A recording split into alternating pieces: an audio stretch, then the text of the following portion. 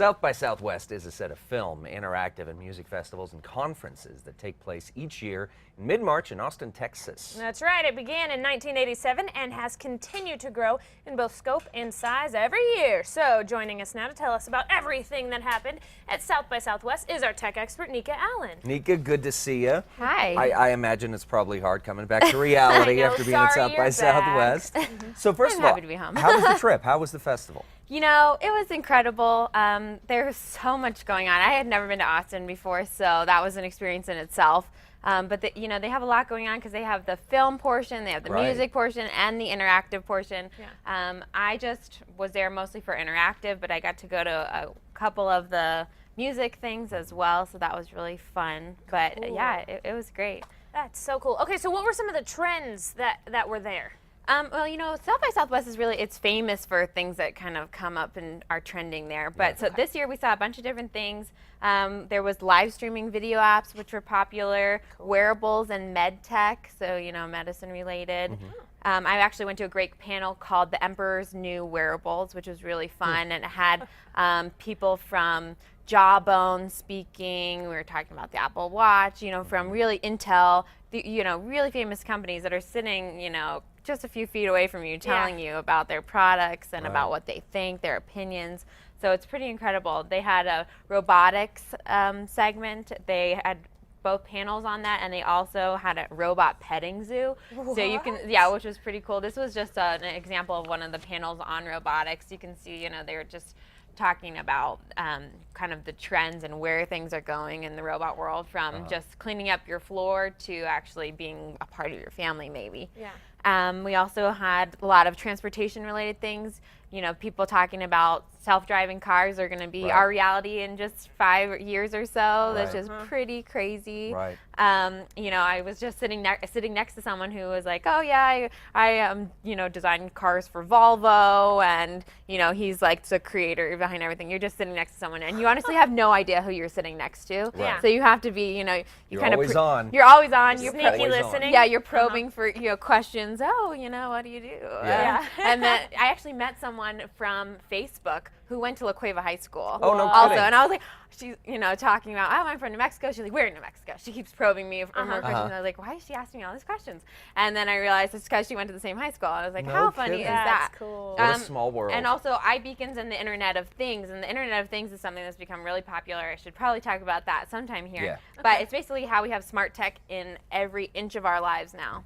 So that was a big trend throughout. And, you know, we saw tons of different companies, you know, have a presence there now. It's getting huge, thousands and thousands and thousands of attendees. So it's pretty crazy. Yeah, so, you know, as you said, we're talking about tech. There's also music and film. Clearly, South by Southwest is a gateway for a lot of startup companies, a lot of emerging artists, a lot of creatives. Totally. This is their gateway into the big leagues, is that right? Totally. And this year we actually saw an example. I mean, in the past we've seen companies like Twitter got huge there. We saw, you know, Foursquare, things like that kind of get launched at South by Southwest. Right.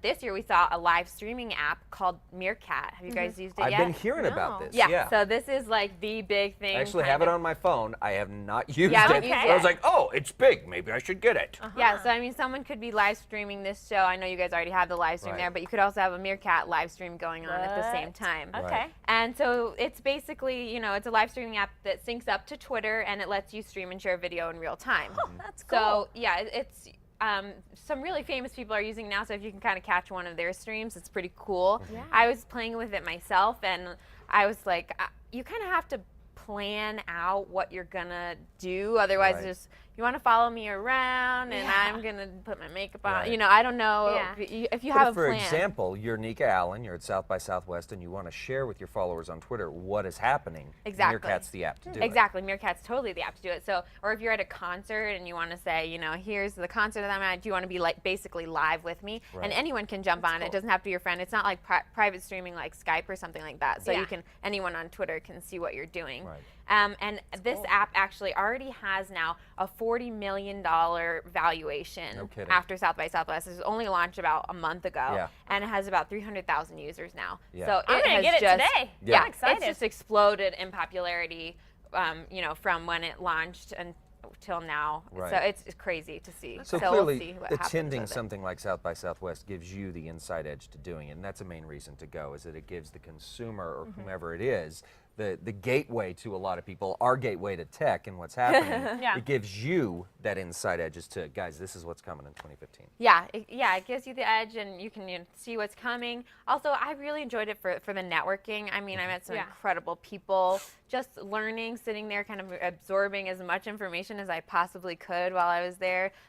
You know, topics that are relevant to me, and I'm constantly learning about. Anyways, you know, I come in and talk about wearables here or something like that, and I now talk to people who do this every day. Yeah. You know, so I can. So bring can back better anybody go to information. South by Southwest? Anyone can go, yeah. So it's, you know, Okay. not just for people like me. You know, you can go have fun. You can explore all kinds Cool. of different things, and you know, I think this year was really wonderful because New Mexico, the New Mexico Technology Council took 5 Scrappy Startup winners to go, and we really had a presence there at this place called Startup Oasis, which was a combination of Up Global, which runs Startup Weekend, and the Kauffman Foundation.